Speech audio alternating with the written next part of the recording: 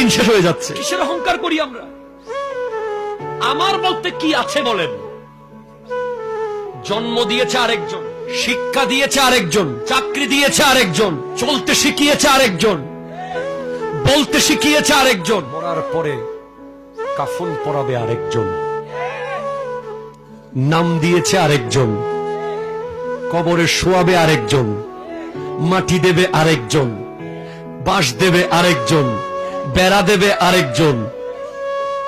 নিজের কি